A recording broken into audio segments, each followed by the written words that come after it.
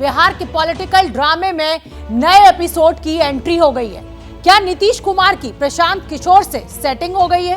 क्या प्रशांत किशोर नीतीश के कैंप में वापस आने वाले हैं? ये वो सवाल हैं जो पटना से लेकर दिल्ली के पॉलिटिकल कॉरिडोर में चर्चा का विषय बने हुए हैं। एबीपी न्यूज को जानकारी मिली है कि नीतीश कुमार ने अपने दूत के जरिए प्रशांत किशोर के पास अपना सीक्रेट मैसेज भेजा है। क्या है नीतीश का पीके प्लान? एक्सक्लूसिव रिपोर्ट देखिए। पटना के पॉलिटिकल कॉरिडोर में कानाफूसी होने लगी है कि क्या पीके और नीतीश फिर से गले लगने वाले हैं, और इस कानाफूसी को पहली हवा दी राज्यसभा के सांसद रहे पवन वर्मा ने।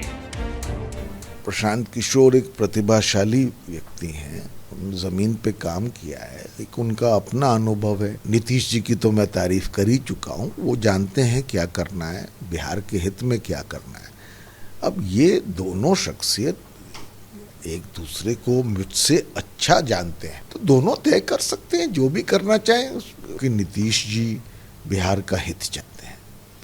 मैं ये भी जानता हूं कि प्रशांत किशोर भी दिल से बिहार के लिए काम करना चाहते हैं। आगे उन दोनों का अपना निर्णय। दोनों हितैषियों को, बिहार के हितैषियों को एक हो जाना चाहिए, उनका फैसला है। मुझे जो जानकारी मिली है उसके मुताबिक पूर्व राजदूत पवन वर्मा की मुलाकात सोमवार को मुख्यमंत्री नीतीश कुमार से हुई और उसके बाद वो प्रशांत किशोर से भी मिले। ये भी बताया जा रहा है कि जब प्रशांत किशोर से पवन वर्मा मिल रहे थे तो उस वक्त नीतीश कुमार क्या चाहते हैं, क्या उनकी पार्टी में फिर से प्रशांत किशोर आए, इस विषय पर भी चर्चा हुई। ये वही पवन वर्मा हैं और प्रशांत किशोर हैं जिन्हें एक साथ पार्टी से नीतीश कुमार ने बर्खास्त कर दिया था। अब आपके मन में सवाल होगा कि प्रशांत किशोर पर नीतीश कुमार डोरे क्यों डाल रहे हैं। इस सवाल का जवाब तलाशने से पहले अतीत के कुछ पन्नों को पलटकर देखना जरूरी है, और सबसे पहले उस बयान को सुन लीजिए जो बयान नीतीश और प्रशांत किशोर की दूरी की वजह बना था। मैंने इस व्यक्ति की मदद की, चुनाव जीतने में उस व्यक्ति की मदद की, वो विवाद का विषय हो सकता है।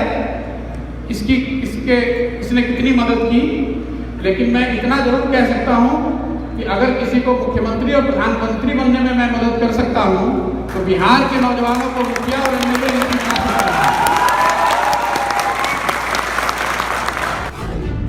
ये बयान प्रशांत किशोर ने 2019 के चुनाव से पहले जेडीयू उपाध्यक्ष की हैसियत से मुजफ्फरपुर में दिया था।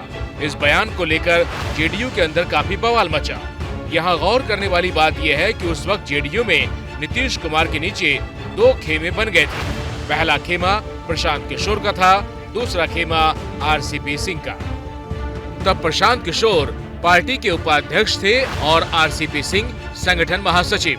दोनों पार्टी पर मजबूत पकड़ करने के लिए अंदरूनी तौर पर भिड़े रहते थे। पटना में पार्टी के दो पावर सेंटर बन गए थे और उस पावर गेम में तब प्रशांत किशोर को आरसीपी सिंह ने निपटा दिया था।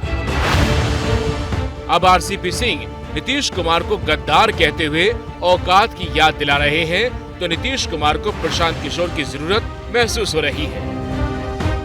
अब उस सवाल का जवाब जानिए कि आखिर नीतीश को पीके यानी प्रशांत किशोर की जरूरत क्यों है। बीजेपी से अलग होने के बाद नीतीश कुमार की नज़र पीएम की कुर्सी पर है और विपक्ष के कुनबा को एकजुट रखने के लिए वो पूरी कोशिश कर रहे हैं। ऐसे में राष्ट्रीय स्तर पर नीतीश कुमार को अपनी छवि निखारने के लिए एक रणनीतिकार की जरूरत है और इस जरूरत को प्रशांत किशोर पूरा कर सकते हैं। इतना ही नहीं, प्रशांत किशोर के रिश्ते तो क्षेत्रीय क्षत्रपों से बहुत अच्छे रहे।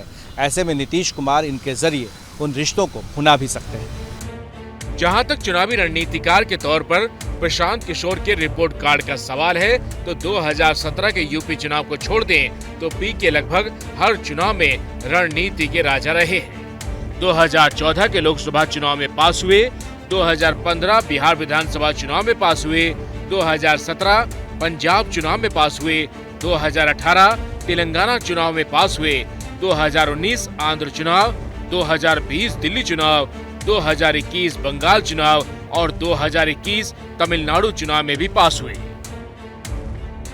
पिछले दिनों प्रशांत किशोर कांग्रेस में जाने की तैयारी कर रहे थे, लेकिन वहां बात नहीं बनी, तो उन्होंने अपना संगठन बनाकर बिहार को सियासी कर्मभूमि बनाने का फैसला लिया। अब बिहार की राजनीति 360 डिग्री घूम चुकी है और यही वजह है कि नीतीश कुमार को प्रशांत किशोर पर डोरे डालने की जरूरत महसूस हो रही है। वैसे 2 दिन पहले ही प्रशांत किशोर की इस पर जो राय थी वो भी देश को देखने की जरूरत है।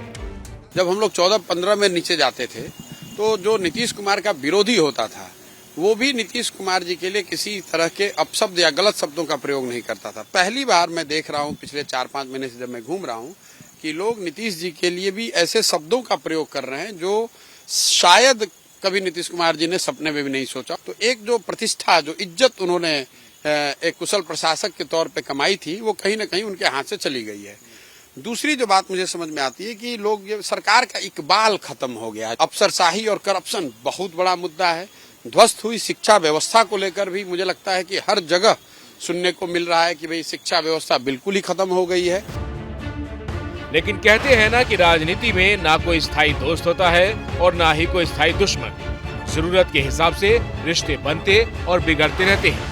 अब उसी जरूरत के हिसाब से नीतीश और पीके के रिश्ते भी बदलने वाले मोड में दिखने लगे हैं।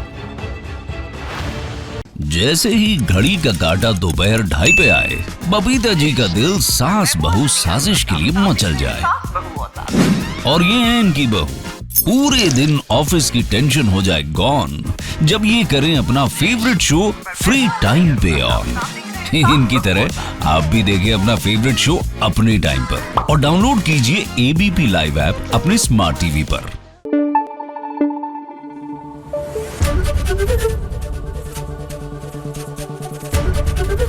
एबीपी न्यूज आपको रखे आगे।